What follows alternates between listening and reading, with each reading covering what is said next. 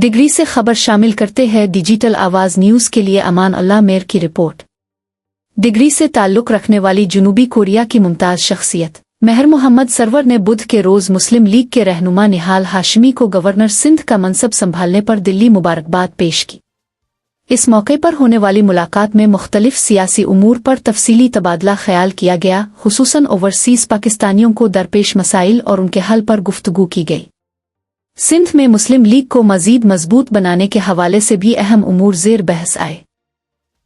मुलाकात में गवर्नर सिंध के स्पेशल असिस्टेंट और मुस्लिम लीग सिंध के सीनियर रहनुमा खुर्रम अब्बास भट्टी, जबकि मुस्लिम लीग के रहनुमा आमिर हबीब भी मौजूद थे। महर मोहम्मद सरवर ने अपने आबाई इलाके खुसूसन शहर डिग्री के मसाइल पर तफसीली गुफ्तगू करते हुए मुख्तलिफ तजावीज़ पेश की। उन्होंने बताया कि वो चंद रोज़ कबल ही डिग्री से वापस आए हैं और शहर की मौजूदा सूरत-ए-हाल इंतहाई तशवीशनाक है। उनका कहना था कि शहर की मरकजी सड़कें टूट-फूट का शिकार हैं, जिसके बाइस शहरियों को शदीद मुश्किलात का सामना है। इसके अलावा शहर में बढ़ती हुई नाजायज़ तजावुज़ात ट्रैफिक के मसाइल में इजाफे के साथ साथ शहरी हसन को भी मुतासिर कर रही है।